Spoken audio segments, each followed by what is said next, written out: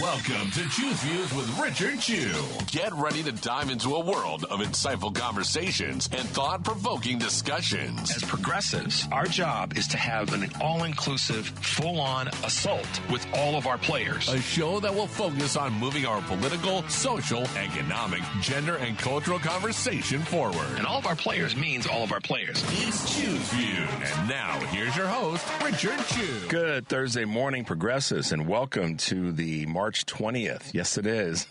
2025 edition of Choose Views, 773-763-9278. Facebook Live, TuneIn Radio, and, of course, YouTube and iHeartRadio as well. Email me at richard@wcpt820.com and catch me on Substack. Just dropped a new post yesterday, and we'll probably have another one happening by the end of the week. Catch all of our shows, of course, by subscribing to our WCPT podcast on Apple Podcasts or Spotify. There you can get the short versions and the long versions of Choose Views. Joan Esposito, live, local, and progressive. Driving It Home with Patty Vasquez. The Big Picture with Edwin Eisendrath. And Out Chicago, of course, in our other shows and interviews. Check out our heartlandsignal.com digital platform because there is lots and lots of good stuff there. And most definitely make sure you're checking out Joan today, 2 to 5 p.m. She's going to have her wonderful guest, Patty, 5 to 7, with her guests, Driving You Home as always. And today we're going to be pretty busy with our show here with our guest. At 6:30, we will have our good friend Kurt Herner from Akron and a really super special guest, Dr. Roseanne Chick-Ken-Fora. She will be talking with us about college protest, and she's got a unique perspective, very, very unique, one that you guys probably haven't had anybody in your life to tell you about. So she's going to be a very special guest this morning and talking about where we are today with college protests, education, and such. And then we spoke yesterday with a gentleman named Eamon Whalen, who is going to be talking with us about, we'll call it I guess we'll just call it male masculinity. And I put those two words together by design. But we're going to be talking a little bit about this whole thing of are men okay? And tying it to where we are with our current elected officials, particularly the dude that's in the White House.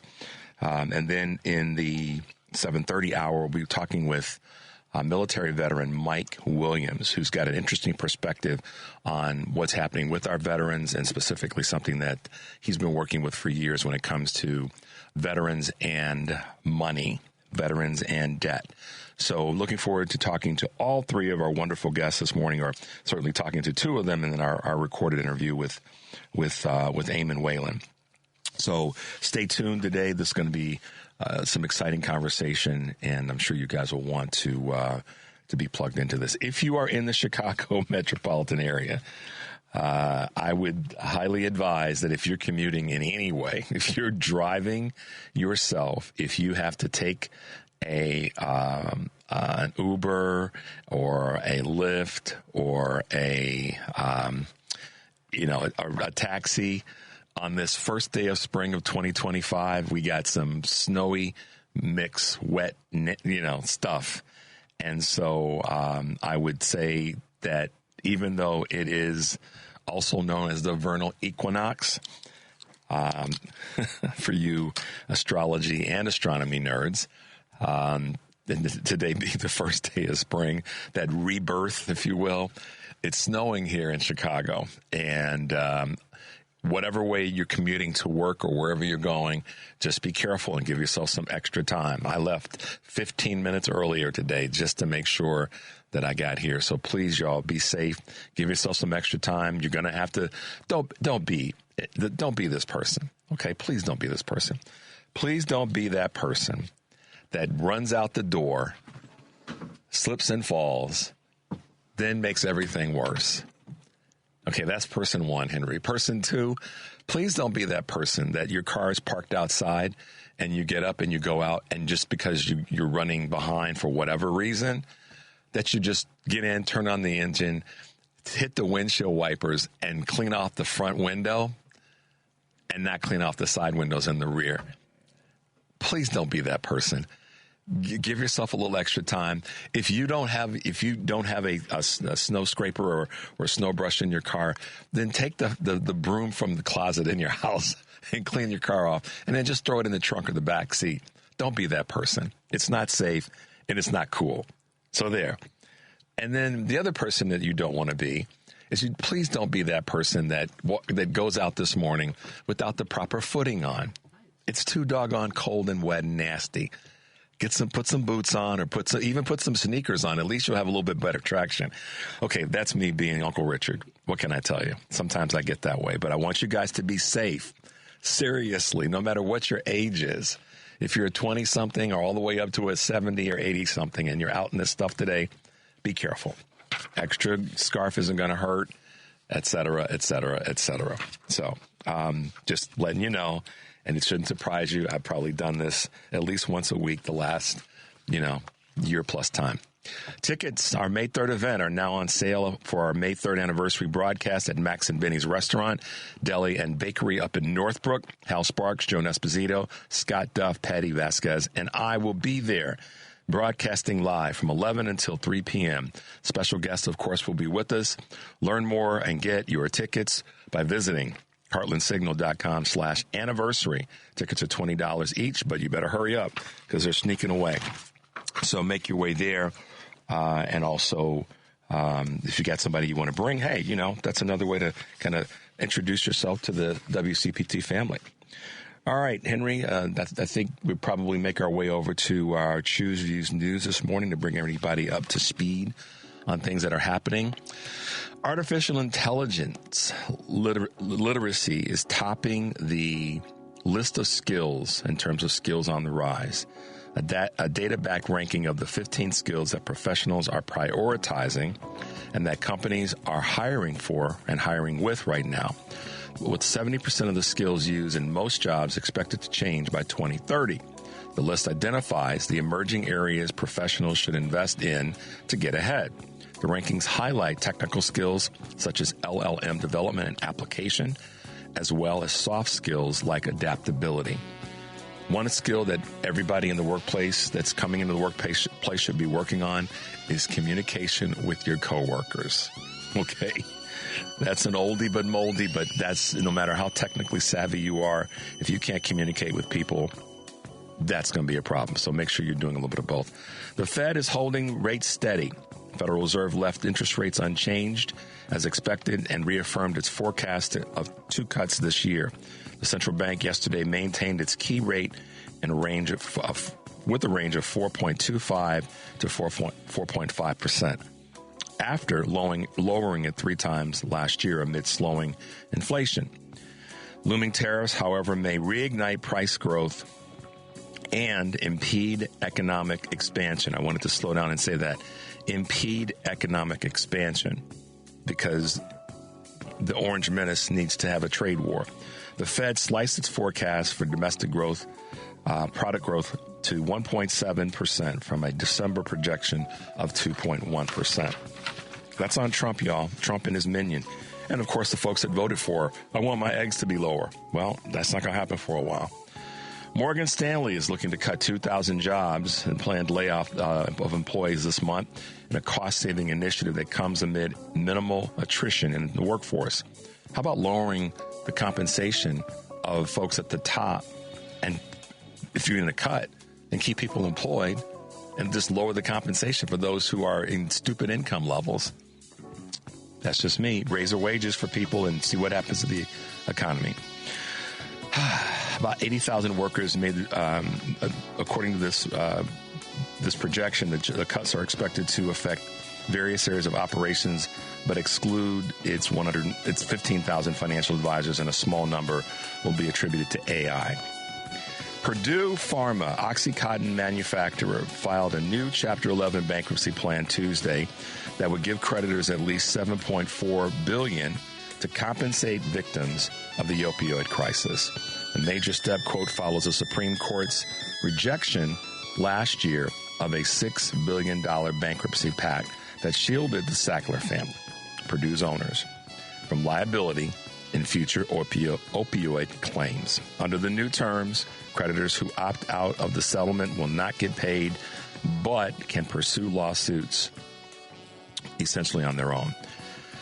And then last but not least, the tennis industry is coming into light. The Professional Tennis Players Association has sued the sport's main governing bodies for acting like a, quote, cartel that keeps wages low and constrains both playing opportunities and rival games. The lawsuit, filed in New York, London, and Brussels, seeks to upend the, quote, fundamental structure of one of the most popular global sports. The Athletic writes recently that both the men's ATP and the women's WTA tours rejected claims, calling claims by the association founded by Grand Slam champion Novak Djokovic as flat-out misguided. So, talk to Billie Jean King. She might have a few things to say about compensation and activity in the sport of tennis, particularly for women. All right, folks, let's take a quick break. The number is 773-763-9278. This is Choose Views, and we'll be right back.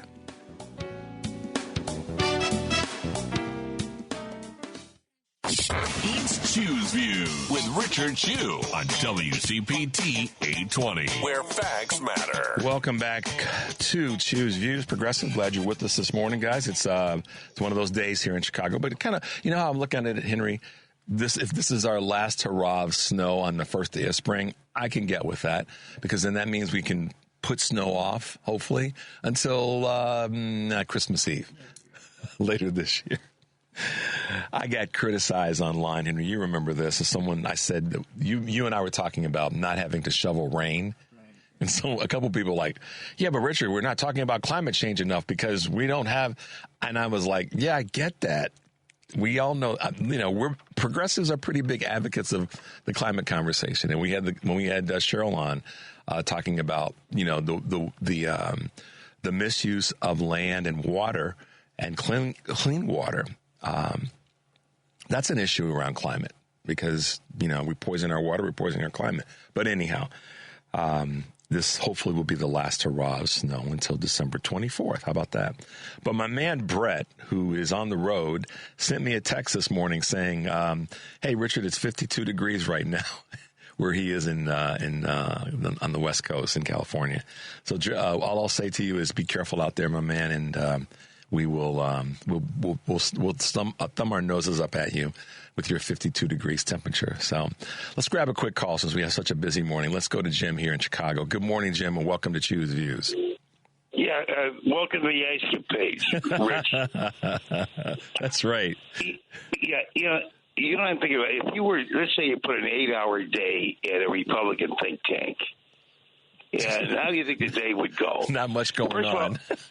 No, but think of you've got Prager University, you've got Hillsdale College, Decatur Institute. You've got some high-paid employees at these think tanks, and their job is to annihilate the memory of the Democratic Party and push the one-party rule in the United States. Yeah. So they got fortunate in 2016 because they knew they were underwater, and I'm sure in my mind the Russians helped them in those swing states. They knew obviously that those swing states that they could peel off because Hillary got 5 million more votes than Trump did. Yeah.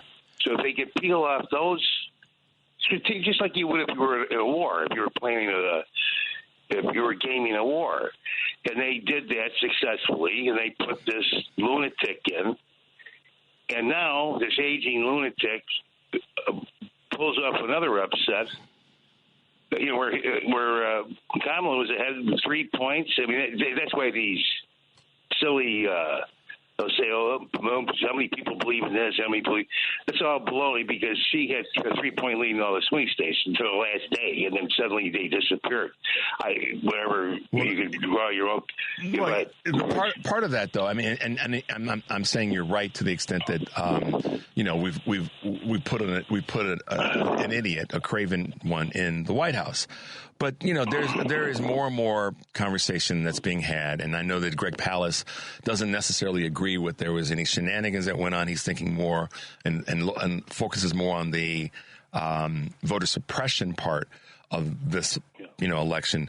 But at the end of the day, this is the thing I'll say. We know there's voter suppression, that we know that there's a strong amount of speculation and maybe evidence that's real that there were shenanigans that went on, and let's talk about it. And more people who are credible are talking about it. I don't have details on it. I have information that I have tried to vet as best possible before talking about it here on the air. But I do believe, as... Yeah, go ahead. I was going to say that think of what the Democratic Party did for civil rights. Yeah. I had nuns and priests that I knew that marched with Martin Luther King for civil rights. And who delivered civil rights? The Democratic Party. And why did they do it? Because they knew that they might get some reliable voters. But I don't even think their motive was that. Their motive was to be the United States, to have a democracy here. Yeah. And right now, it's one of the things. Go ahead, one Jim. of the things. But I think about the accomplishments of the Democratic Party. I know. You've got civil rights, the war on poverty through the 60s. You've got Social Security, Medicare, Medicaid. Here's the thing. Here's the thing. And Jim, thank you so much for the call this morning. You're welcome. I appreciate you. I know you got a busy show. Thanks, Jim. Jim's been around for a minute, and I appreciate his frustration because he's seen some of this stuff up close and personal, which is one of the things that we're going to cover with our first guest, Dr. Kanfoura, this morning. She's seen some things that none of y'all want to see, and I'm going to talk to her about what she's seen and where we may be headed. But Jim is right. The Democratic Party, with all of its ills, has been the party that's developed the things. And I'm so tired of hearing people say, Lincoln freed the slaves. Nah, that ain't what happened. Do your research. It's a nice Republican talking point, blah, blah, blah. But at the end of the day, in terms of modern living, it's the Democratic Party that has done and pushed forward the legislation that Jim just talked about.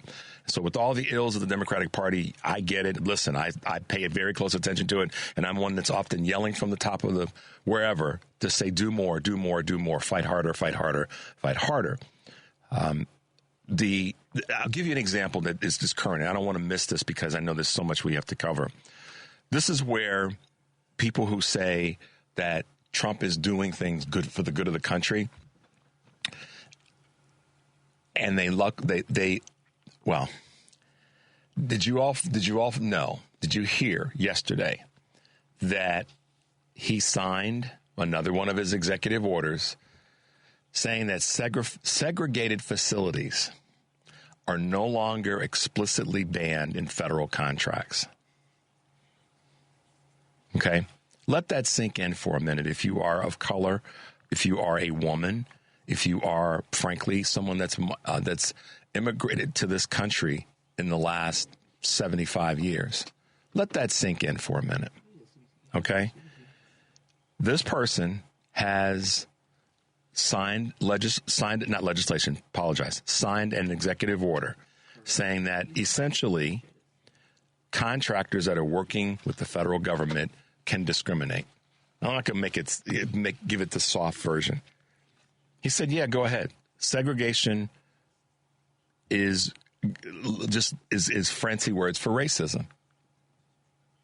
So this is where leadership comes in and has to step up and call this out. And these are things that are flying under the radar with the mainstream media, which is why as much as I criticize and push at the same time our Democratic leaders to do more, faster, harder, louder, I also talk about the fact that the mainstream media is just letting a lot of this stuff fly under the radar.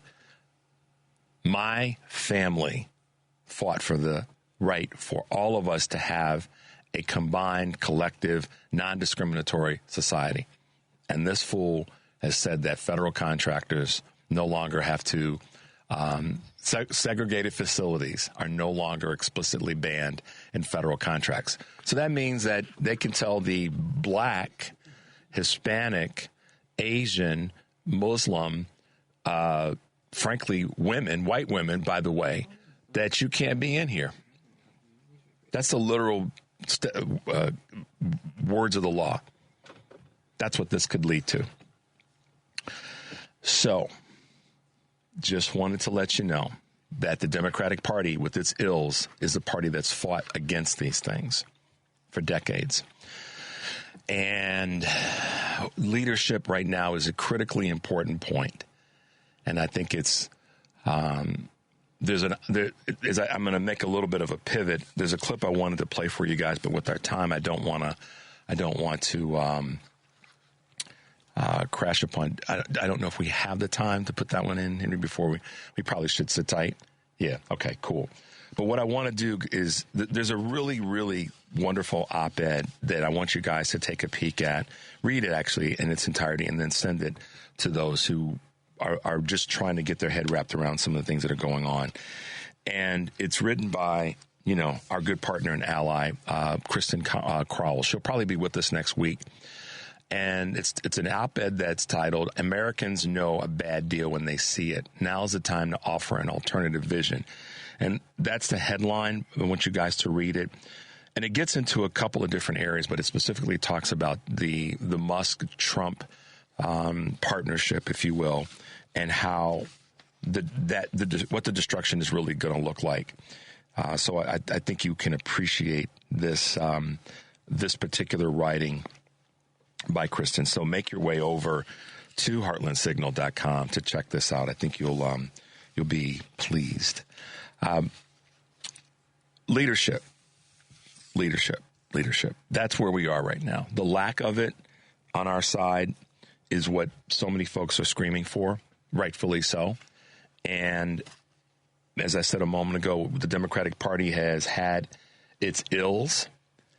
At the same time, it is the party that I feel is the one that is that can't cave.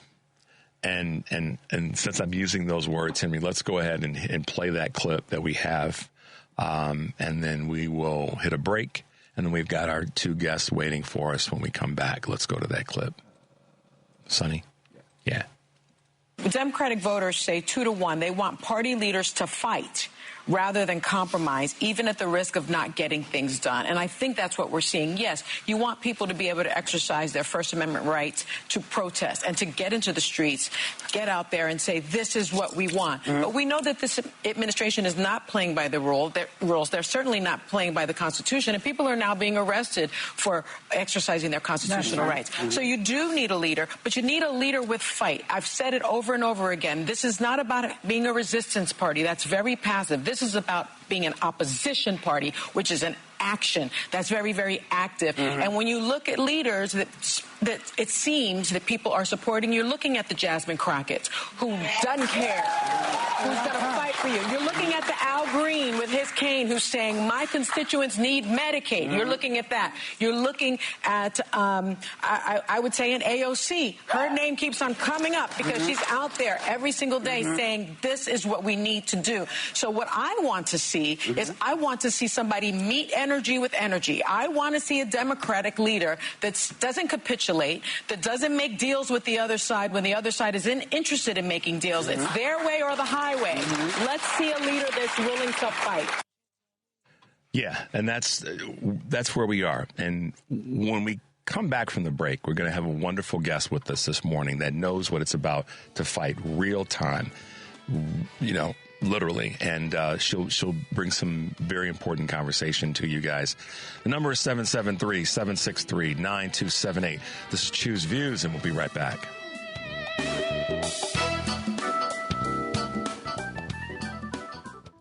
It's Choose Views with Richard Chu on WCPT 820, Chicago's Progressive Talk. Hey, Progressive, welcome back to Choose Views, 773-763-9278. So keeping the train moving along, guys. Some of us are old enough to remember the 60s, as it were, and the early 70s, and a lot that was happening. Vietnam War, protests, civil unrest, Dr. King, Malcolm, JFK, Bobby, Medgar. There was a lot happening. It was hot in the country. It was hot. There were protests taking place all over the country, but particularly on college campuses. And this morning, we're going to take a little bit of time in this segment to talk about some history, but also talk about where we are and potentially what our future can look like. You heard Sunny Hostin talk about leadership and protest and the importance of us getting out and having our voices be heard. And that's happening right now. It happened last year during the election, the campaign, I should say, and maybe went in a direction that a lot of people ended up not getting what they thought they were going to get. That being said, with us this morning is our good friend Kurt Herner from Akron, Ohio. And along with Kurt is Dr. Chick Kanfoura. And she's made it clear to me, don't call me by my other name, call me by Chick. So good morning, Kurt. Welcome to the show. Good morning, Richard, and good morning, Dr. Kanfoura. It's very nice to have you with us. Dr. Kanfoura, good to be with you this morning. Thank you for being on our show. Welcome, welcome, welcome.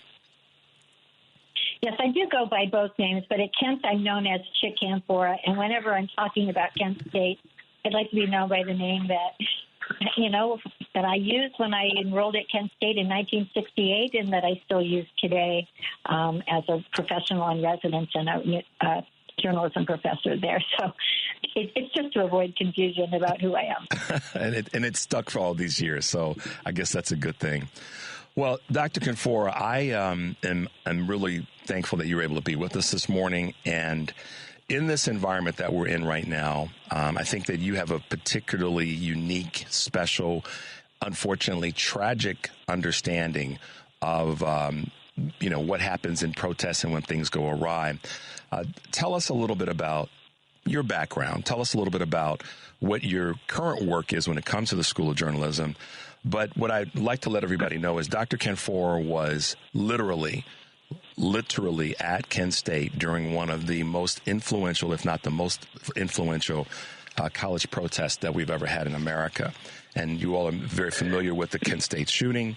And Dr. Kanfoura, why don't you take a little bit of time and tell us a little bit about that experience at that time, and also I want to kind of merge that with where we are today with some of the recent events that have taken place with college campus protesting and protesting in general. Sure. A lot of people were surprised when I talked with them about the fact that I wasn't an activist when I came to Kent State in 1968. I was like a lot of students today and a lot of students back then who just go on to college and our only goal is to graduate, pursue our dreams, and get the job, that we're hoping for.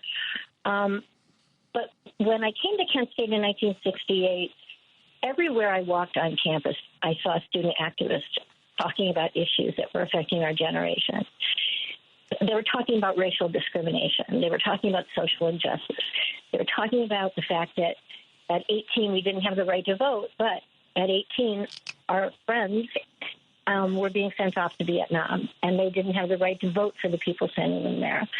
And it wasn't until my own friends started to die in that war or came home scarred by that war, or when my brothers got their draft notices and 2 of my 3 brothers were having to go to Southeast Asia to fight in a war neither of them believed in, that was when I stopped throwing the anti-war leaflets away. That's when I stopped to listen to what the student activists were saying, to learn about the war, and to realize that I could do what they were doing, use my voice to play a part in ending that war. And, today when I talk with student activists, it wasn't sitting around talking about U.S. imperialism that brought me to the cause. It wasn't,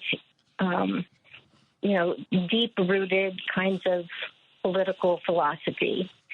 It was truly that I knew something was wrong in this world, and I wanted to join the people who were doing something to make it right.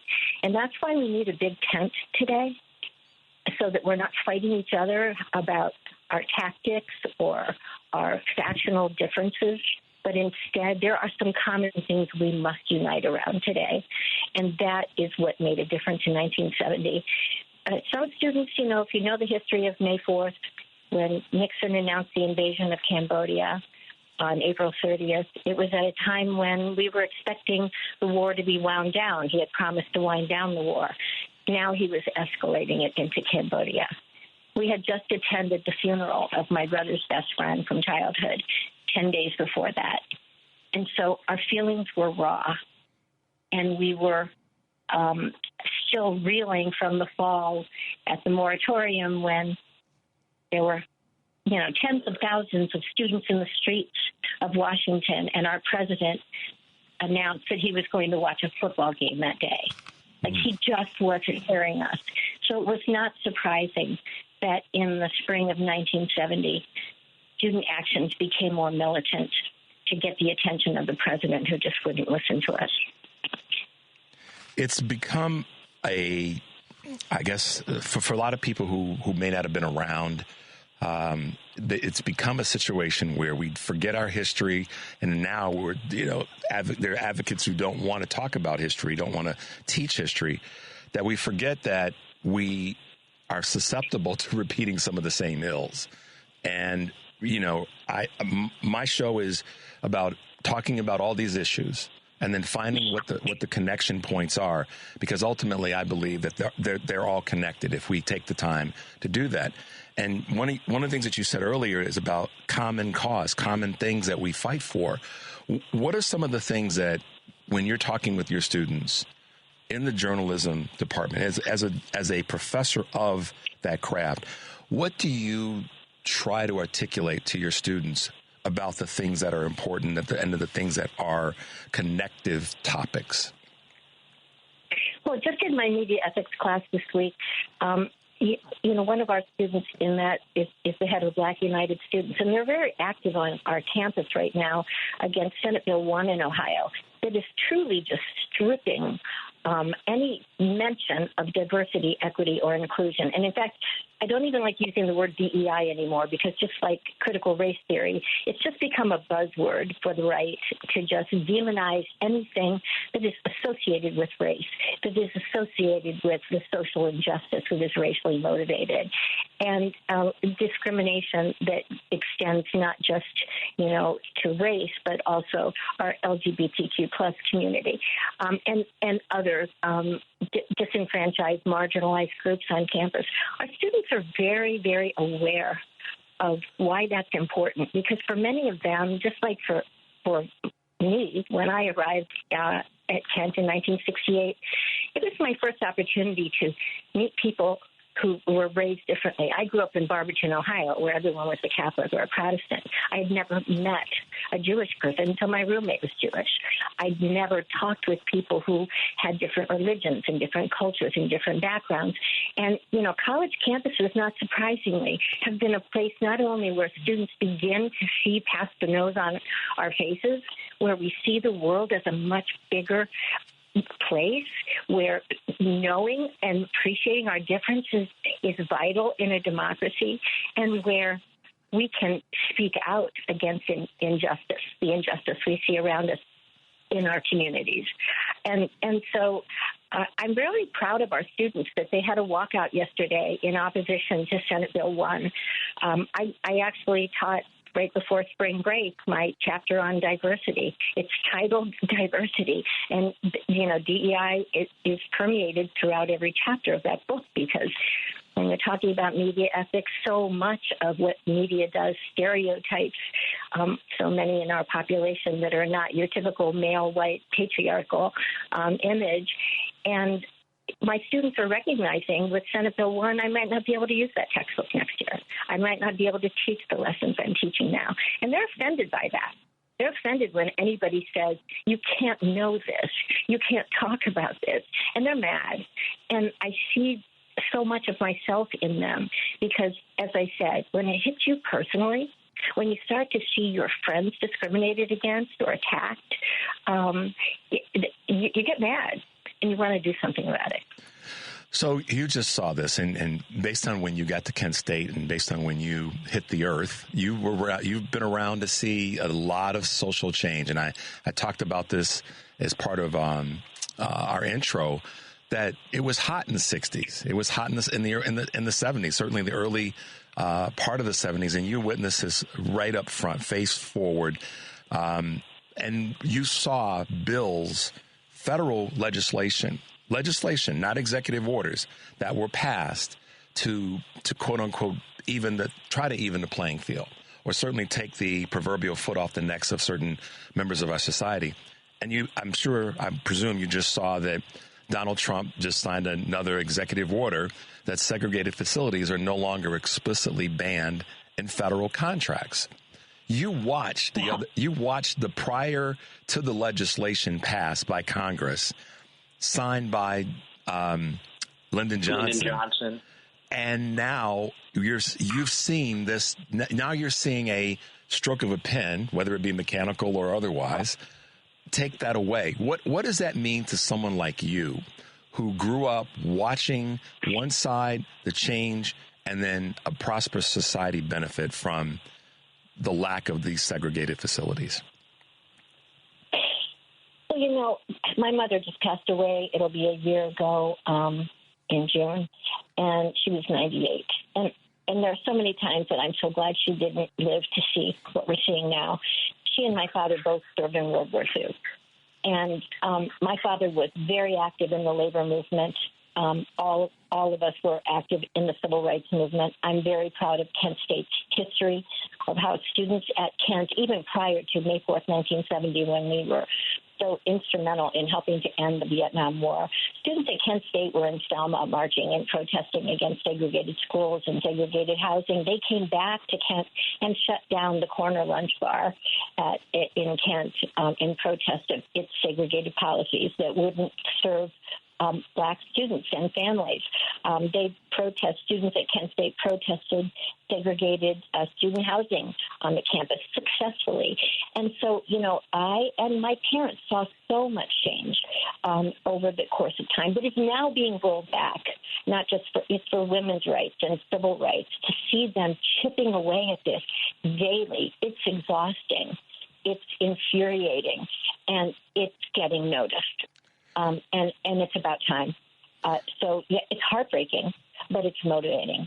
It's heartbreaking. Dr. Kanfora, I wanted to ask real quick, though, Richard. Dr. Kanfora, how is it going to be, say, in Kent or Portage County as a whole with a sheriff like Bruce Thurkowski running around with his little army of people? Or any other of the leaders, or the not leaders, but the elected officials, to Kurt's point, in the state of Ohio that are rolling back, just readily rolling back so much legislation that historically Ohio was a state that I always remember as a state that got it and was a forward-moving state.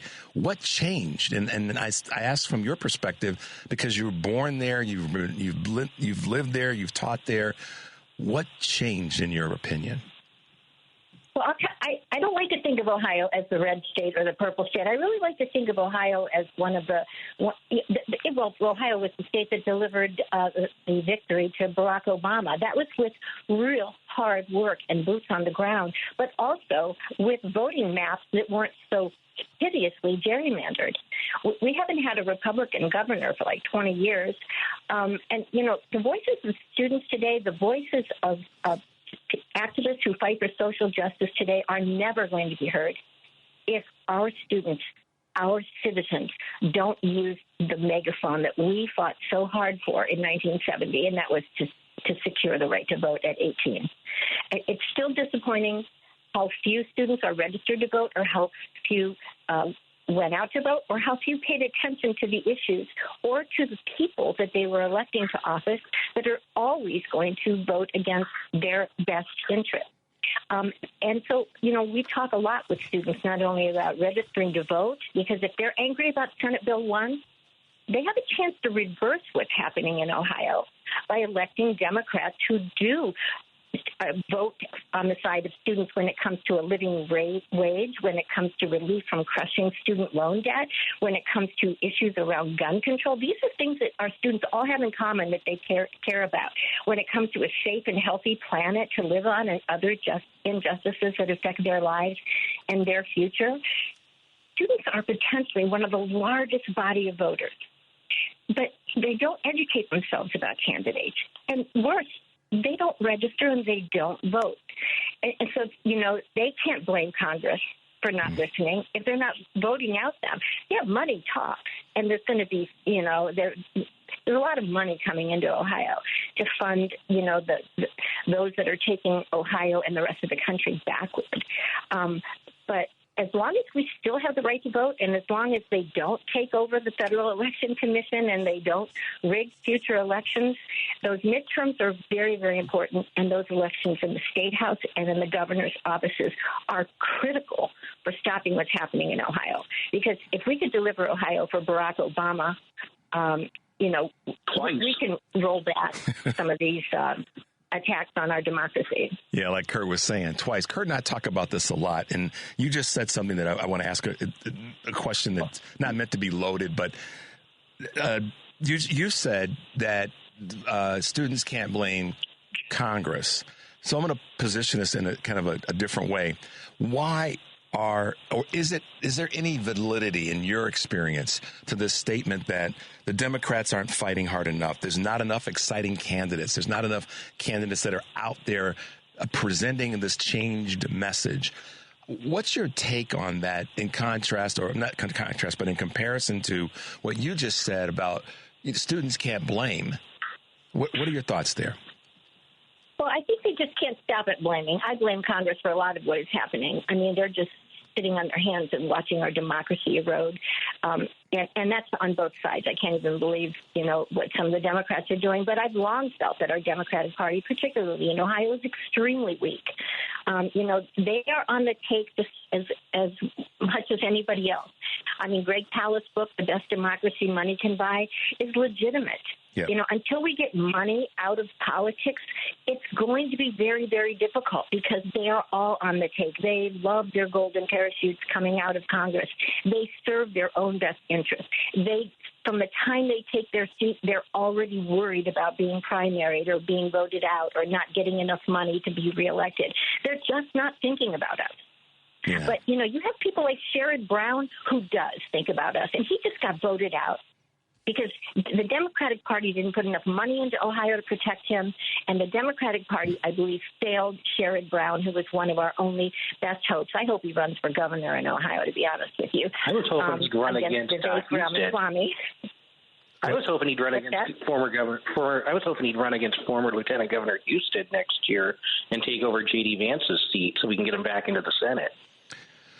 Well, I'll tell you, I'll be down there campaigning for him if he does. I mean, that was a tremendous loss, and I think our party failed us. I mean, I feel very strongly that some of the new emerging voices, people that looked at Bernie and AOC as fringe elements in our democracy or in our Democratic Party, but their voices are strong now, and people are realizing that they warned us, they warned the party, they warned the rest of us that we were not. So I have a question pertaining to your field, Dr. Kenfora. Would it be wise if, say, like a Sherrod Brown running for the U.S. Senate, or maybe a Tim Ryan running for governor, or whatever, or whomever the Democratic candidate in Ohio may be for either of those seats, would it be wise if they were to run on maybe bringing back the Fairness Doctrine and maybe running to vote to repeal the Telecommunications Act of 1996 to maybe get some fairness back into our media again? Well, that's a soft spot for all of us in the field of journalism. We lost the Fairness Doctrine during the Reagan years. That's how long ago. I mean, the Walter Cronkites that inspired us to protest the war are gone. I mean, he was the most trusted man in America. You could turn on the CBS Evening News and see political commentator as the title, but the most knowledgeable, the most experienced people talking about the war. And you could leave every newscast, hearing both sides of an issue and then, using your own moral code and values to determine who you believe and where your values align with them. People today are just so confused. They get into their filter bubbles. They go into these rabbit holes. Those who watch OAN and Fox News, a lot of them are my friends. They're college graduates. They're smart people. I can't even have conversations with them. They just start spouting these talking points, and I just, grab my head and say, please turn the channel. So in my, and really, I can't even, I don't even know where to begin because they're just parroting what they hear. And worse, when I try to reason with them or present evidence that what they're hearing is absolute baloney, it's like they just shake their head like, no, don't confuse me with the facts. I've got my mind made up, and that is the power of propaganda. And no one knows that better than Donald Trump and Elon Musk, who are fighting so hard for media control right now. And so, yes, I can't imagine if someone doesn't educate the public about the fairness doctrine, take us back to the days when Walter Cronkite was hearing things from our federal government that were in conflict with what he was hearing from our soldiers, and he left his news desk and put on a flak jacket and a helmet and went to Southeast Asia and came back and said, we're going to lose this war. We're not doing anything of value there. Yeah, it's like J.D. Vance, who said, well, I saw it on TV when President Zelensky asked him about his experience with Ukraine. Yeah. Oh my God.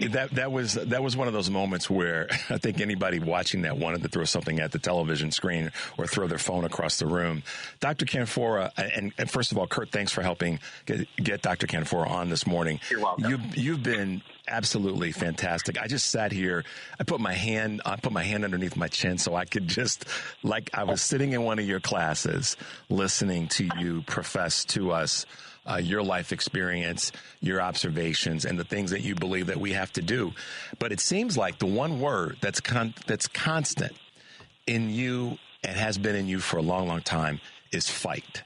And that is to fight. We have to fight for the things that we say we want. And if we believe in those things, we have to fight real hard to get them. So I appreciate you taking time out of your busy schedule to be with us this morning and to help us have a different perspective, but one that is necessary in the environment that we're currently in. I know you're super busy, and I know that you've got a lot going on, but thank you for taking some time this morning, Dr. Kanfoura, and I look forward to having you back as this is an ongoing conversation about how we must fight. Well, thank you for having me on this morning, and thank you for raising awareness of what's going on today and how it relates to what we experienced 50 years ago. Absolutely. Thank you, Dr. Kanfoura, for being with us. Thank you, Dr. Kanfoura. And Kurt, as always, thank you for being with us this morning. Both of you have a safe day. The weather that we got here in Chicago might be coming your way there in Ohio, so brace yourself. Well, it's raining here in Akron. What's it up over in Portage County, Dr. Kanfoura? What's happening there? You guys catch this weather yet? It's pretty dismal. Yeah. It's pretty dreary out there. It was a nice sunny day when our students did a walkout yesterday on campus. So well, that's a good. And, I was just up there. Last Friday. I took the day off and I went up there and I ate lunch at Mike's place with my wife, and we walked around the campus. It was such a beautiful day last Friday to walk around campus. But here we go for the first day of spring. But listen to both of you guys again. Thank you so much. I won't keep you any longer. Have a great day. Stay safe, and we'll talk soon. Thank you, Richard. Okay, thank you. And thank you, Dr. Kanfoura. Thanks, Dr. Kanfoura. So listen, I could have talked to her for a long time. She's the same age as my sister Linda, and they went through this. I sat at the knees of my sister and listened and watched her fight. And I remember when Roe v. Wade, when Roe was struck down, I remember I reached out to my sister and I said, I just need to send you some love, because I watched her fight for that. As a little boy, I watched my sister fight for it. I watched my sister and my brother-in-law, her husband, and so many members of my family who fought in the Vietnam War and were participants in the support mechanisms. Dr. Kanfoura was there. There's a great clip and a great video. If you guys would like it, I'll get it to you, of a short segment, short movie that she and others who were on campus were literally in the quad during the shootings at Kent State. It's pretty powerful, and I can get it to you guys if you would like to watch it. But what resonates for me with her and her experience and what she's doing now is she said it clearly, that our voices matter. Our voices have to be out there. And yes, she was rightfully and accurately so in criticizing our current leadership. And she was this is what people, I believe, want to hear, Henry. They want to hear us walk and chew gum. We can be critical of the people that we have in leadership roles, but it's also our job to get behind them and push them. Criticism, just to be critical, doesn't lead to anything. It just sounds like you're using the B word. And I won't say that. I know I can, but I'm not going to say that. You know what I'm talking about. I mean, Henry, for me to criticize you without a solution or here's where we go is not good. It's not productive. So we can criticize our leaders and still be behind them. We just have to push them. And that's why I was so passionate, somewhat emotional last week when we were able to have U.S. Representative Nikki Brzezinski on with us to say to her, listen, y'all got to do more. We got you. But y'all got to do a little bit more. That's what we elected you for. And I think she gets it. In fact, I know she does. So when we are critical of our leaders, we're going to say it different ways. My man Kurt Mullett from Hoosier Blue 63 is going to say it one way. I'm going to say it a different way. But the goal is to get our leaders to work harder and to fight harder. And when a person like Dr. Kanfoura can be right there, have been right there, and still be in this fight all these years later, Henry, I mean, that's what we want to see. So when we talk about younger voices, she's got a young voice in this fight, and she was born in 1950. So it's not chronological age we're talking about. We're talking about energy. We're talking about passion. We're talking about forward thinking and movement. That's what we're talking about when we say that our leadership has to have that. You know, we have to do what Sonny Hostin said. It's not, we can't go along and get along. We got to fight. So thanks to Dr. Kanfoura for being with us, and thanks to Kurt Herner for helping us get her on the show today. We're going to take a quick break. The number is 773-763-9278. This is Choose Views, and we'll be right back.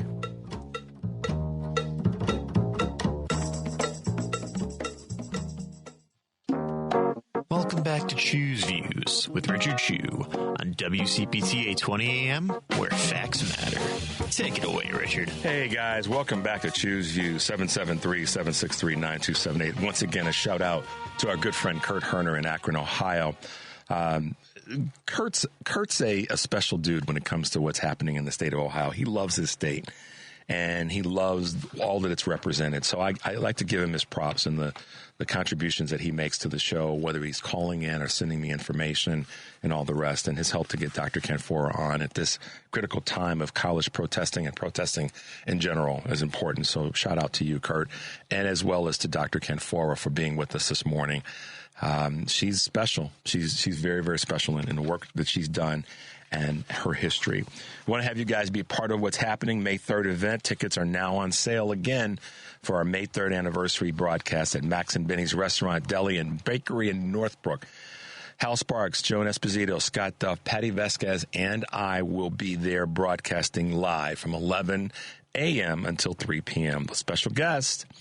Learn more and get your tickets by visiting heartlandsignal.com/anniversary. Tickets are $20 each, so make sure you get them because they're slipping out the door quickly. I had an opportunity to speak with a gentleman who recently wrote an article that was in The Nation. In fact, the cover story. And the title of the article is, Are Men Okay? Now, in this conversation you'll hear, we talk a lot about what's happening with male masculinity.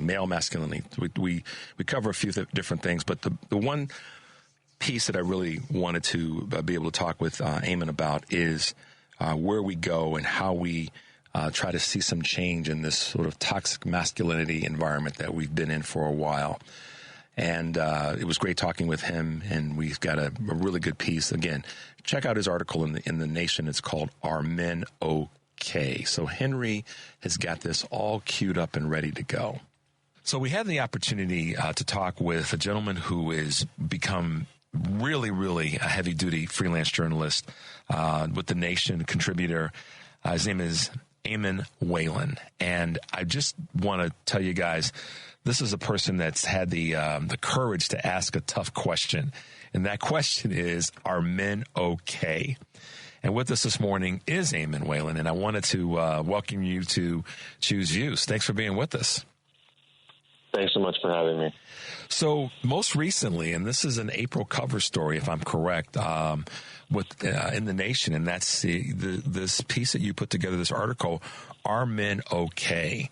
But before you tell us about that, tell us a little bit about you, your background, and just so let our listeners know a little bit more about the work that you've done and a little bit about your career. I am a freelance journalist currently. I most recently worked for Mother Jones magazine. Before that, I was freelancing for places like The Nation. I wrote a cover story for them in 2021. And my work, I broadly cover politics, but the way I sort of found myself to this particular topic was in 2023. I wrote a story for Mother Jones magazine on their website, a feature story about the rise of these so-called masculinity influencers, people like Andrew Tate, and how they were, becoming very popular and sort of exploiting the kind of insecurities and grievances of young men and leading them astray on the internet. And that is how I became aware of the work of Richard Reeves, who I profiled in this Nation story, sort of as an entry point into this conversation about the state of American men. So I sort of come at this from a political angle, and one of sort of young men being radicalized on the internet. But that, and Reeves takes on part of that, but that's not his whole project.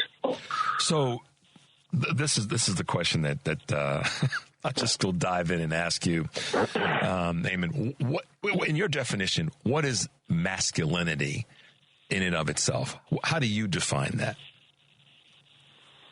That's a good question. It's a big question. I think what I would say probably is that masculinity is everything that the male sex performs to sort of make a male sex a man, if that makes sense to you, like sort of getting into kind of sociology here, but sort of everything besides your sort of, anatomy and in your body that kind of makes us recognize what a man is, certain behaviors and such. But I also do think that writing this story, I've kind of realized how sort of slippery a concept it is, and kind of contested. And I think that there are lots of different forms of masculinity. And it is a pretty tricky concept, and one that's tricky to write about. So I don't know if I have the best answer besides that. I do think it is a sort of, cultural performance, but that's not to say that doesn't mean that it's real and takes on real social meaning in our society and politics. So here's one for you. There's this, there's always this push between the straight community and the non-straight community. And I say that non-straight because I'm talking about this from the male perspective. So in your observation, your mind, and your experience, can a man that's not straight be considered masculine? I think so, but I think it's kind of, in the eye of the beholder and sort of what we define as masculinity. I think a lot of people who would define something as more of a,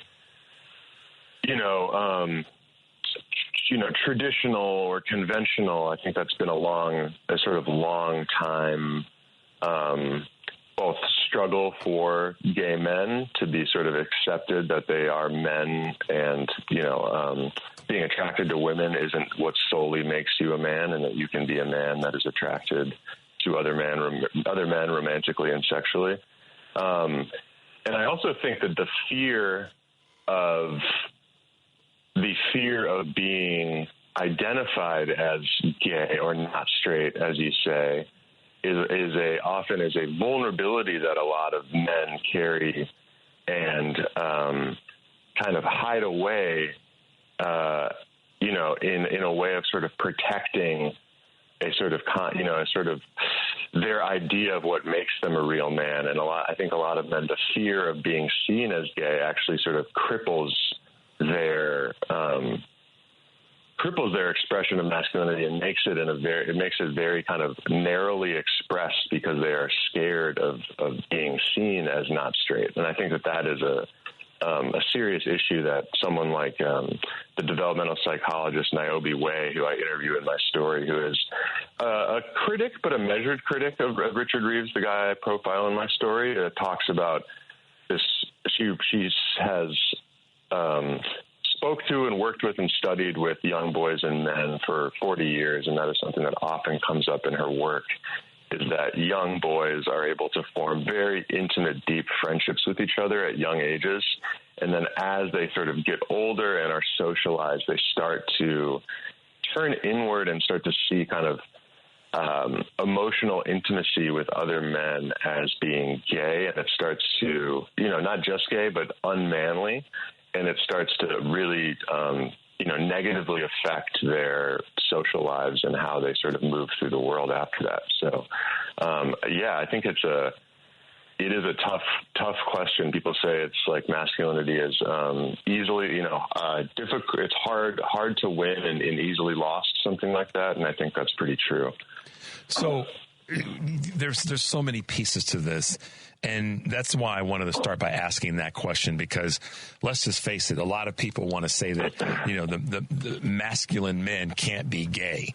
And I think that forces us to redefine, or maybe not redefine, but expand what the definition of masculinity can look like, because I've had this phrase in my brain for years. There's a lot of gay men that I know that can fight their behinds off. In other words, they're not the pushover, stereotypical observation of a gay man. There's some guys who are not gay that couldn't fight their way out of a paper bag.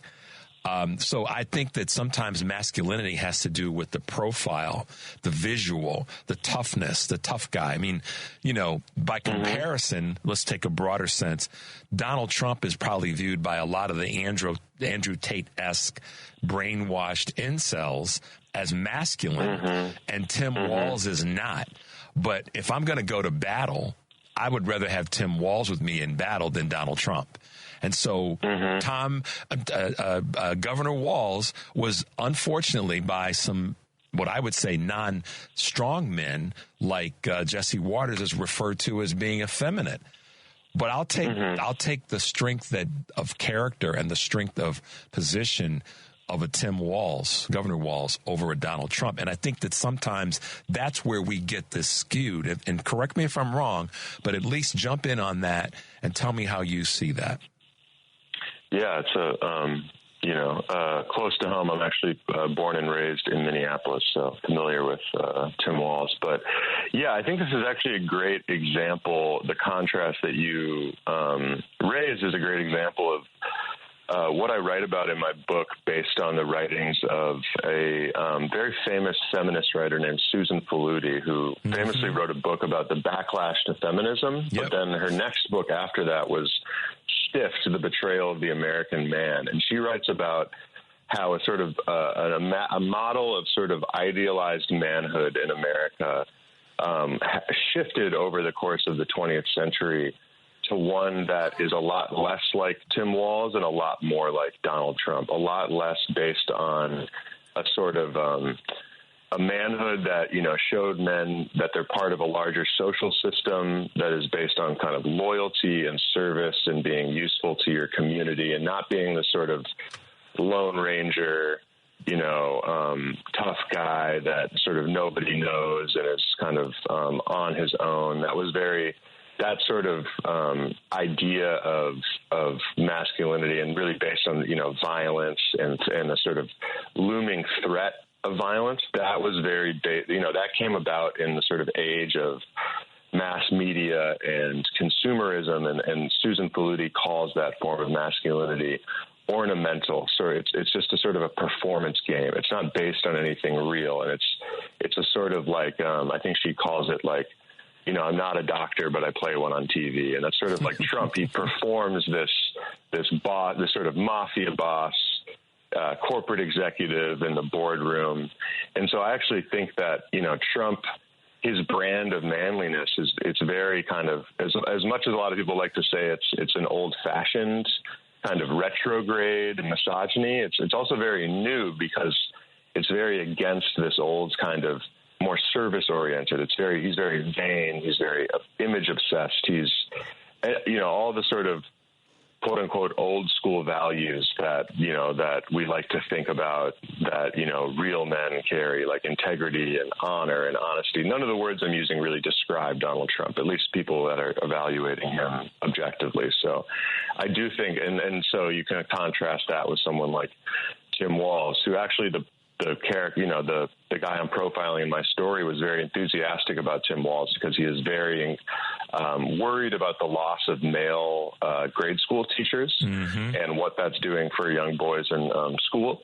And so, a Tim Walz who is, a teacher, a coach, someone who, the memes about him was that he would come fix your car on the side of the road, someone who is, reminds us of this sort of, at least the kind of, positive aspects of masculinity in men that we sort of kind of remember and nostalgically. And, and then that also translates to some of his, policies that he advocates for, more kind of a broader social welfare state and, more public goods and things of that nature. So, I think there's an interesting contrast to be made there. Yeah, I didn't think I'd throw that one at you, but I know that you've got your roots in the great state of Minneapolis. So I didn't pick somebody else. I picked him, but intentionally.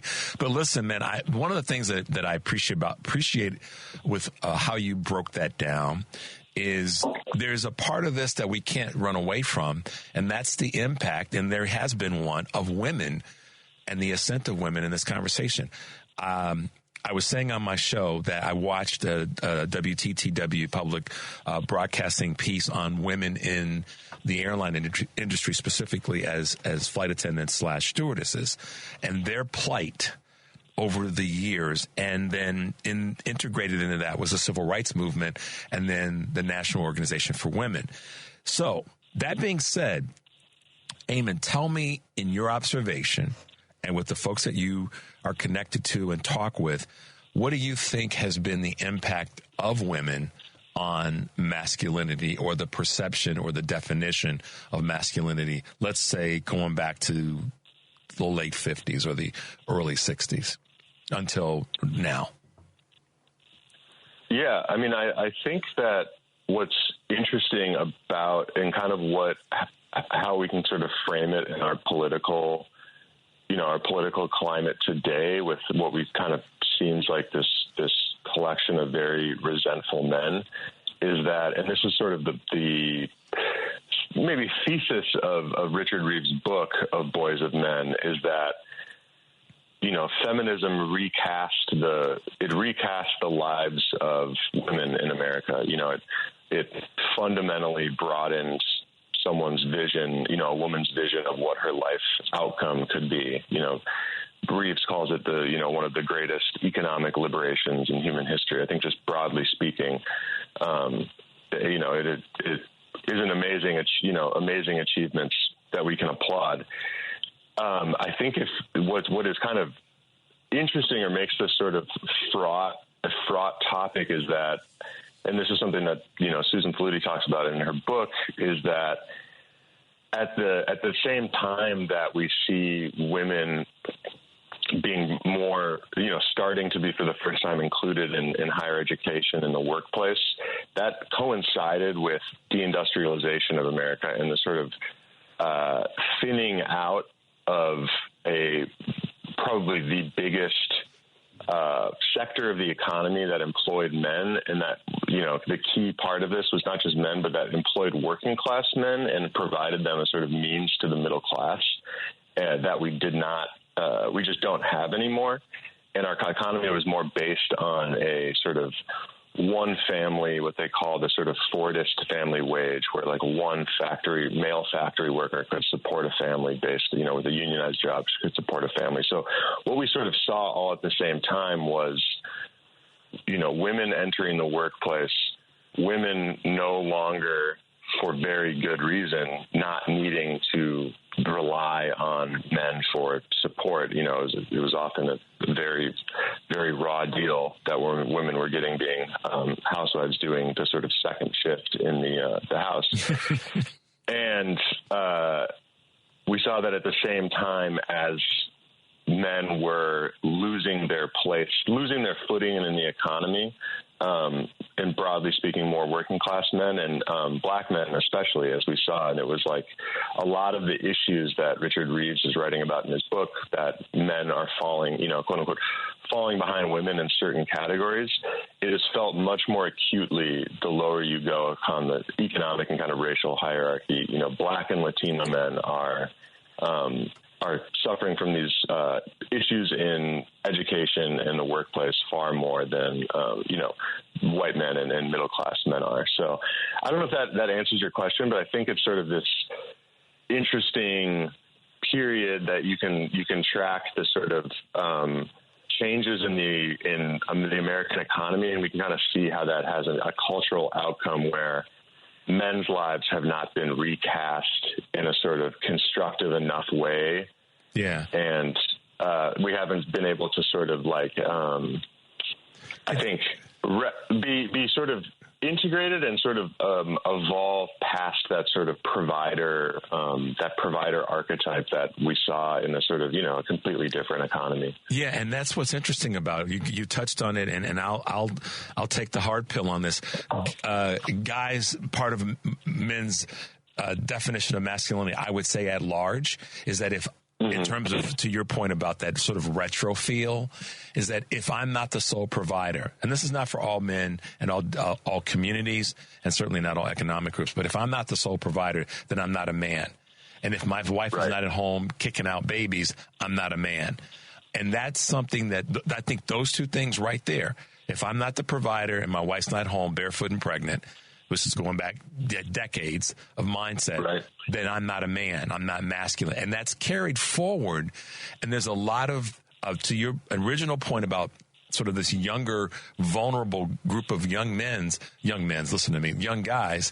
that are starting to be made to feel like that I should be the sole breadwinner. I should be in charge. My girlfriend, my wife should be the one that's taking care of the children.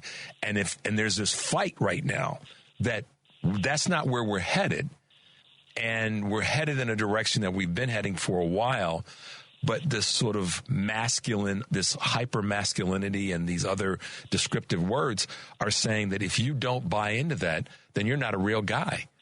And it's a weird, when they say make America great again, that's one of the parts that we didn't, I don't think, define. Is part of that is to go back to where men said this is the way that it is. We talked around it, I think, politically these last couple of years, but we really didn't hear voices saying this is really about men, predominantly white men, going back to that 50s, post-World War II, leading into not Vietnam, but the Korean War. We're the men. We're in charge. We're the breadwinners. You stay at home and kick out babies. And that's not where we are right now. And the struggle is they feel that unless we go back to that we've lost our manhood, we've lost our masculinity. I'm not a believer in that at all. I'm proud to say my father told me years ago, have strong women around you, it'll make you a stronger man. And he was right on point. Yeah, and a lot of, with young men, and I think it's important to highlight, we did see a very startling shift of young men towards Trump in the 2024 election, when previously they were much more, young people broadly can be more relied on to be loyal Democratic voters. But in some of this data that we're seeing, I saw a figure yesterday that was 75-year-old white men were more likely to vote for Biden than 20-year-old white men. I know. In the last election. Isn't that crazy? And it's crazy in a good way, though. But go ahead. I'm sorry, Eamon. Oh yeah, no.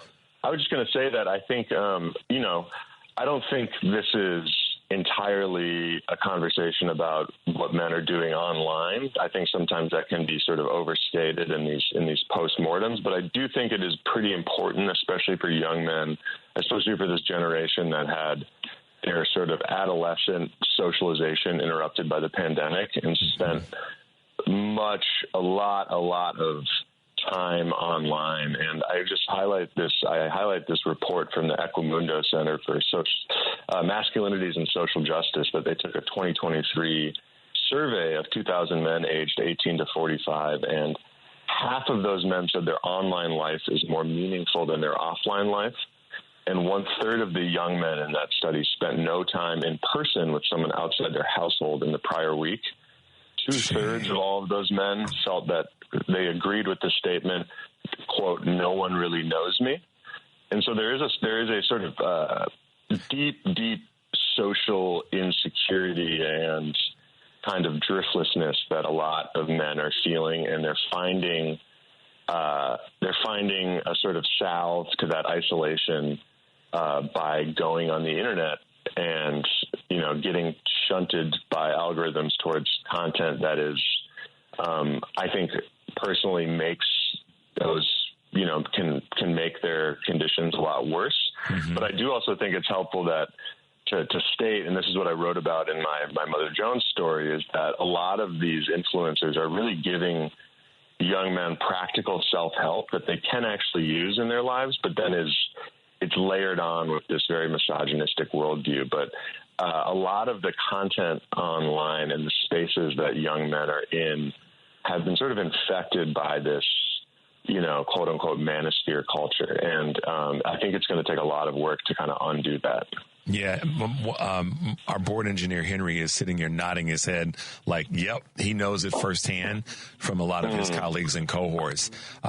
He's in that late 20s age group that sees it real time. So he's a validator of what you and I, as slightly older cats, are talking about.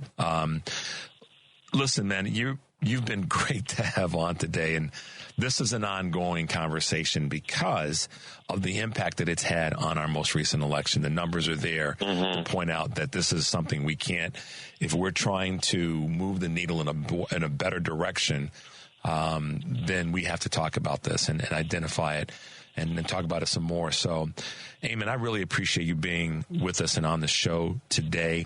Let our listeners know how they can find and follow you and kind of, do the job of learning more from what you're writing. Yeah, so you can read most of my recent writing is either at thenation.com or motherjones.com. And then it's my story that you mentioned, Are Men Okay? A profile of Richard Reeves, who's the sort of trying to be a kind of calm, sort of center-left voice in this debate about men, or this conversation about men. My profile of him is available in, like you said, the new the print issue of The Nation magazine. I also have a Substack where I don't write frequently, but that'll be sort of where I post my writing as I start to kind of freelance for more outlets. So EAMONWHALEN.substack.com. My Twitter handle is my first and last name, so people can find me there. But thank you so much for having me for the thought-provoking conversation. I enjoyed it. Absolutely. We will have you back because this isn't going, to your point, this isn't going away. And it's one of the things that we need to stay leaning into to work toward a better direction. So, Eamon, thanks for being with us. I can hear your laughter. Like, that wasn't a snarky laugh. That was we got to lean into this. So, absolutely. Yep. I appreciate you, man. Thanks for being with us this morning. Yeah, thank you so much. All right, have a great day.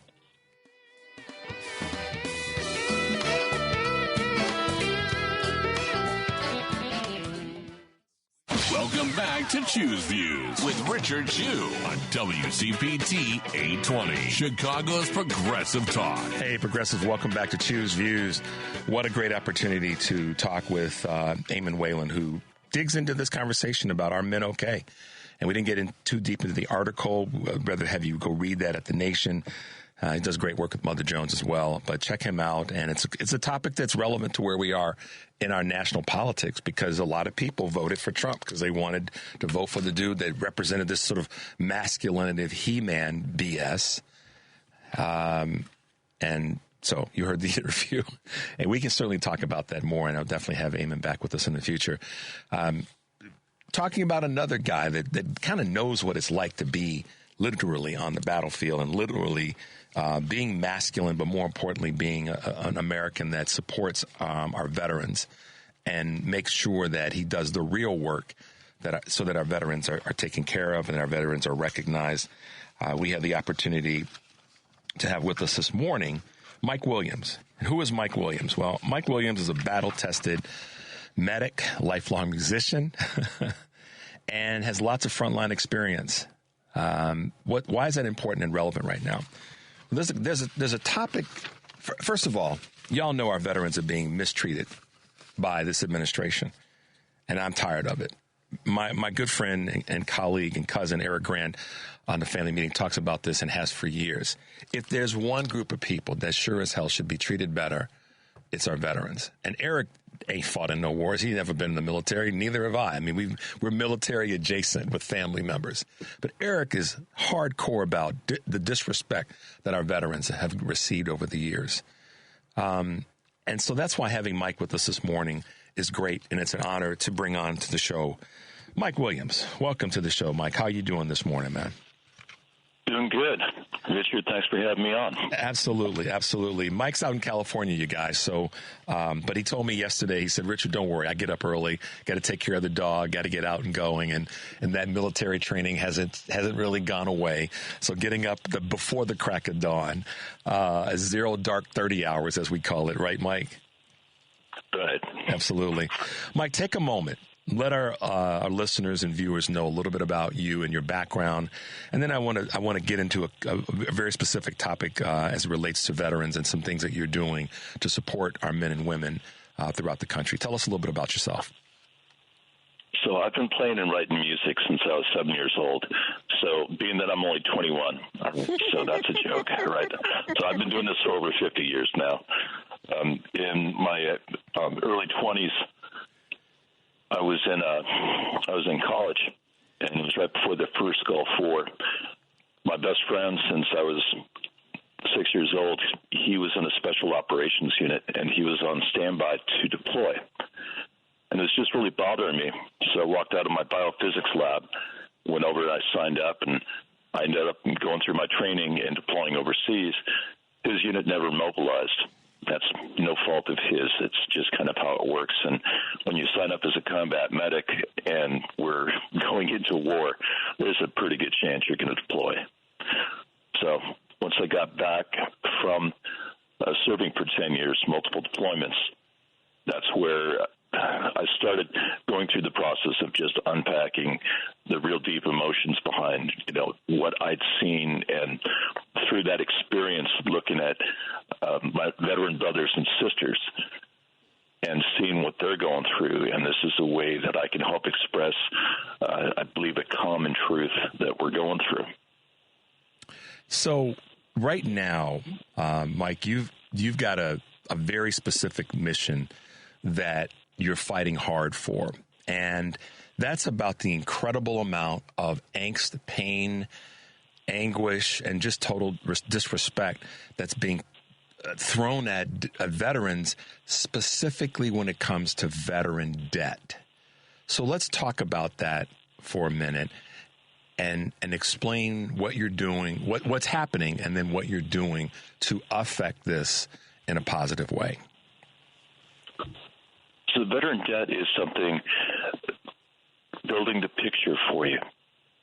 It starts with, from the time you get out of the military, I don't think there's any veteran that is ever in a situation that says, boy, golly, what am I going to do with all the money I made while I was serving? But that's not the point of why we serve, Richard. We serve because there is a heartfelt desire behind protecting this country, or in my case, it was, I wanted to back up my best friend, and through the process, I really learned the amount of commitment that I had for wanting to do good for the country. So one of the things with veteran debt that I'm learning and come across is that there's so much, to your point about when you come out, there's not these stacks of money that are sitting there waiting for you. You served, you're active duty, and you served to protect the country, to protect our belief systems, that which we've had for such a long time. And in your case, being there for your buddy. But when folks come out, their opportunities may be limited, and I guess you could say the vultures hit quickly with different types of loans, different types of things to buy, and it's all based on debt. So talk a little bit about that part of leaving the military, coming to, not non-active life, and what that represents as a veteran and how you get approached. I find it a very common thing when I talk with other veterans. When we get out, we have to immediately reinvent ourselves. Most of us have families. We have commitments that we need to make sure we're paying for. So when I got out as a combat medic, I was offered, well, congratulations, you can become a paramedic and work for the fire department, or you could go to a hospital and work as in the emergency room. And after 10 years, Richard, I was so burned out on life and death. I couldn't do that. I chose not to do that. So you reinvent yourself immediately.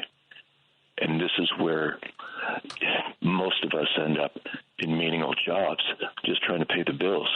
And in my case, going back to school, refocusing into an IT career that I did for 25 years, going on from there now. You have the debt from the education, and you have the debt from just trying to make sure you're paying the mortgage. And that's where people end up in trouble. And we'll share with you about Michael Thorne later. Yeah. So tell me this, in this current environment, we have a administration that is not respecting veterans, ran on taking care of veterans, ran on, let's protect our troops, let's honor our troops. But in current real-time action through these executive orders, and we had a gentleman on last week that spoke about the fact that Adam Mulvey talked about the fact that he's working at the vet in Northern Illinois, North Chicago, and they, literally took away this hard-earned opportunity and career. He did reinvent himself, and he was able to then get back and support veterans. How do you feel? How do guys and men and women that you talk with about how the administration is treating veterans at large right now? Dude, I'd be careful about one thing here. You say current administration.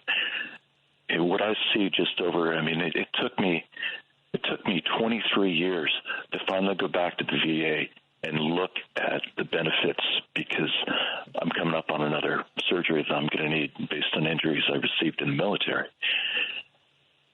Previously, it was a slow drip effect where I would be talking with veterans and they'd be saying, yeah, that's interesting. This one service that was really great, it's no longer available. And I would hear that story over and over again. It was a slow drip.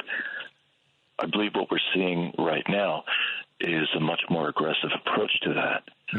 But I take it back to, it is true that veterans, we're hurting. But if the picture is doing that to save the taxpayers money, I have to be fair about both sides. Yeah. Does that make sense? No, it does. And that's why the drip, and I appreciate you saying that for clarification. There has been a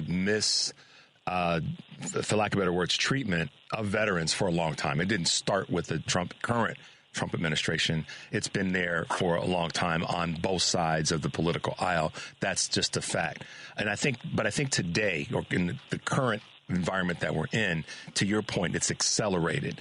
And the acceleration is what's gotten so many people, frankly, that weren't paying attention to it, the drip. The acceleration, I think, is what has gotten people so, attentive or concerned, because we haven't seen it like this before. Are you right now with the work that you're doing and forgive the veteran debt and helping to prevent veteran suicide?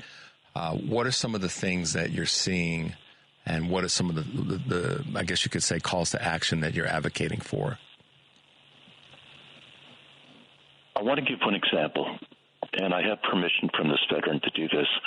Working with End Veteran Debt, I'll be talking about two organizations, End Veteran Debt and the Harmonetics Project.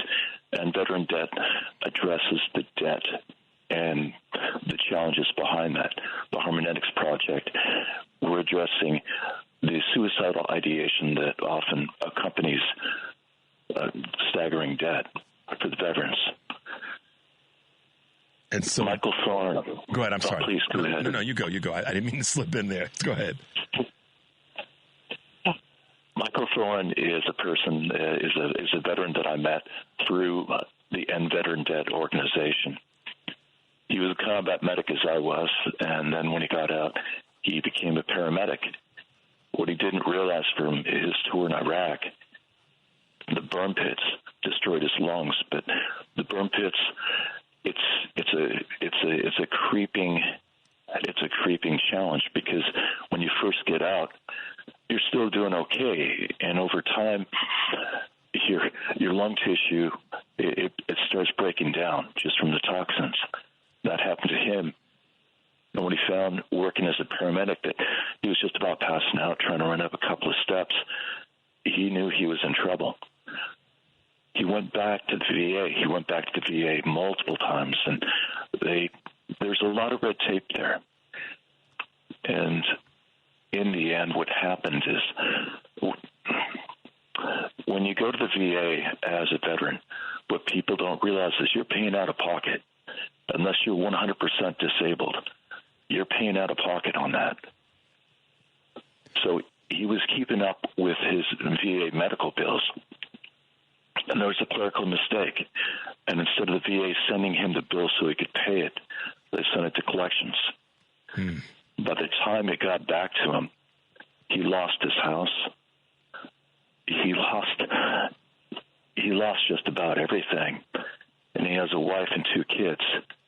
And here's a guy that barely can take a few steps without collapsing.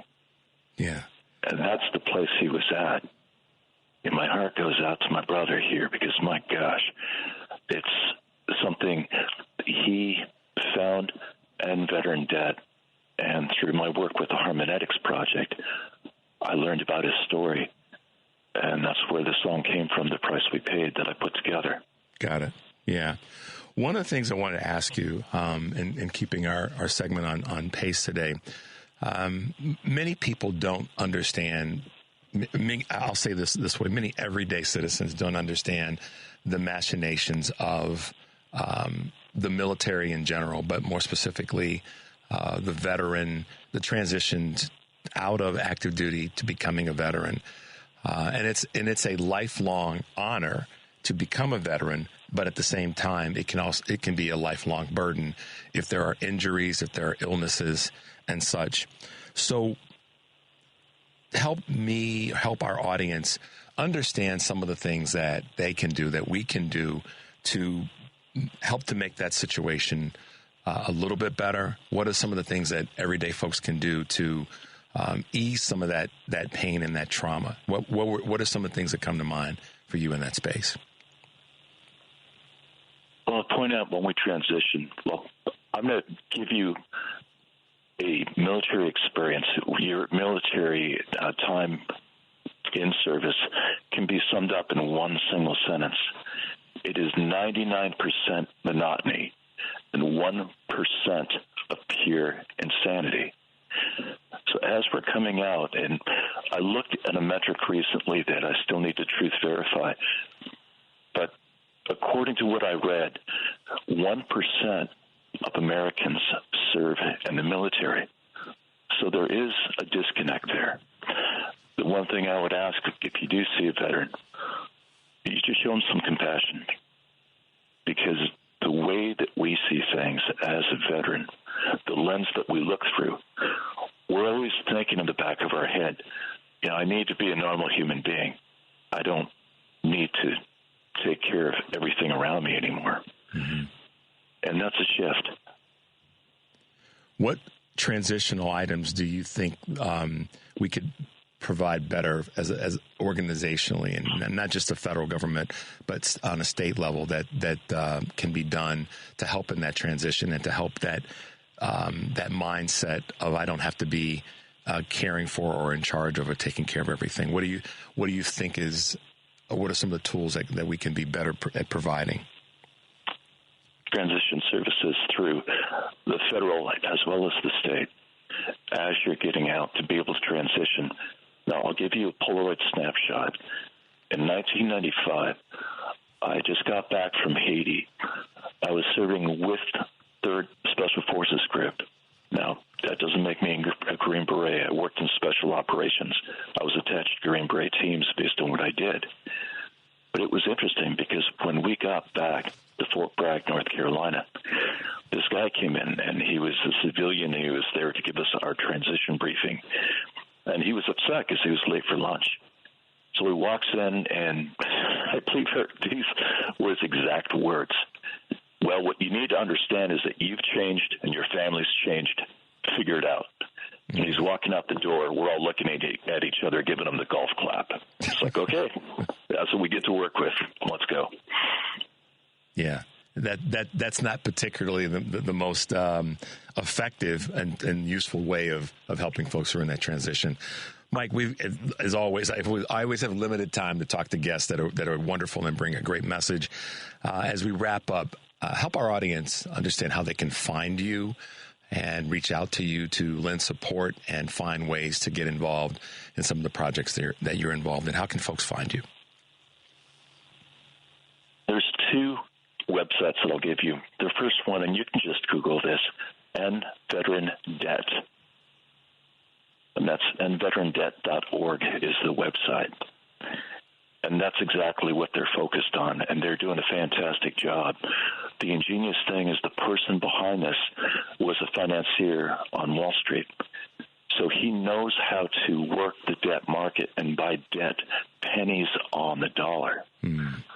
So by supporting endveterandebt.org, you may be given $10, but on the debt market, that could be worth a significant amount more than that. To address the suicidal ideation, that's the project that I'm a part of, and it's called the Harmonetics Project. The website is www.theharmoneticsproject.org. I got to spell Harmonetics for you. It's HARMONETIKS. This was founded by Dr. Jeffrey C. Zimmerman, who is an Oriental medical doctor who's been developing this overall healing technique for the last 40 years. And I've been working as part of this team now for the last several years. And it simply allows us to align with the parasympathetic. The modern way we say this is the parasympathetic nervous system, or the nervous system that we can't control, like breathing and your digestion, and helping align the person just through simple breathing and movement to help unpack and deal with what veterans are carrying. Yeah. Mike, thanks for being with us this morning. We will definitely have you back. As I say to so many of our wonderful guests, it's an ongoing conversation, and we're privileged to have you on the show to talk about something that a lot of people have their heads buried in the sand on. But Mike Williams, thanks for being with us this morning. Have a great day today, and hopefully you've got good weather in California, but we appreciate you being with us today. A lot better than yours, and Richard, it's been an honor. Thank you, sir. Be well. Thanks, Mike. You take care. All right, you too. Bye. Yeah, listen, I got a text from someone that said, how sad that these courageous men and women join the armed forces with great humanitarian intentions, only to come out with such disadvantages. And that's true. And so, heavy subject, but we're strong folks here. We all are, those of us who are progressive liberal Democrats. And I appreciate what Mike said in terms of being careful about the indictment of now with regard to veteran treatment. It has been a slow drip. He's right about that. So I appreciate Mike saying that, and that's why I lean back into it to give it the credibility that it deserves in terms of his statement. But I also like what he said, Henry, about the acceleration that's taking place in the current administration, and he's right about that. So kudos to Mike in both of those spaces. And that's why we talk to people who are subject matter experts. They are living it. We're seeing it, but they're living it. And this is one of the things that we as progressive liberal Democrats owe, not just to our military men and women, our veterans, but we owe it to the folks like Dr. Chick Confera, because they're on the battlefield too. She literally was with regard to Kent State, but we owe it to them because they're speaking the truth. And as she said, they're fighting, Henry. You know, she was there, but she's still there. She's pushing her students, her journalism students, to use their voice. They have one, use it. And she's pushing us all to fight. So, you know, whether it be someone like her, or whether it be someone like Mike, or whether it be someone like Eamon, who we had on to talk about a critical issue that, you know, masculinity, what is it? And how is it impacting how we get along, particularly in our political environment? You know, and he said it very well. And how, you know, what's the definition of masculinity, or frankly, what's the definition of strength? And I don't know if I have the answer to that. I know that I may have my less of a definition of what masculinity is. I'll lean more in the direction of what is strength. And I think that right now, the strength that we have to show as a party, as a group, as a country. You heard Dr. Ken Forrest say this about the reason we have a big tent, as challenging as it is because it allows us to bring the voices in that need to be heard. And that's important. There's a difference between what I say, the big tent of voices that need to be heard, being heard, and as we said so many times, you know, herding cats. At the same time, by comparison, I'd still rather be in our tent, speaking our voices as best we can, than being in a tent or a cult that doesn't speak out. And what's interesting about this is, and I've been wanting to lean into this for the bulk of the show, is you know, right now, two voices, Bernie and ALC, their voices are being heard. I mean, I read an article yesterday that over 51,000 people have RSVP'd on their upcoming event in Denver. 51,000 people have RSVP'd in this fight against the oligarchy.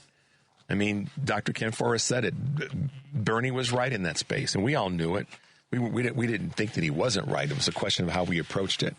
And I'm not trying to go back and revisit and relitigate the 2016 primary and all that. I'm not going to do that here. You guys can do that in your own space and so forth. But I think the real message is about taking our heads out of the sand on any of these issues, whether it be this concern about toxic masculinity and how it's impacting our political voices, whether it be what Mike talked about in terms of pulling our heads out of the sand when it comes to our veterans, and what Dr. Ken Forrest said about fighting. We have to be willing to do that. We have to have the leadership that says we will fight. And she leaned into this, Henry. She said, listen, she talked about it with regard to her students. They have to be responsible for educating themselves in this space. And I've looked at the third rail of saying that a couple of times.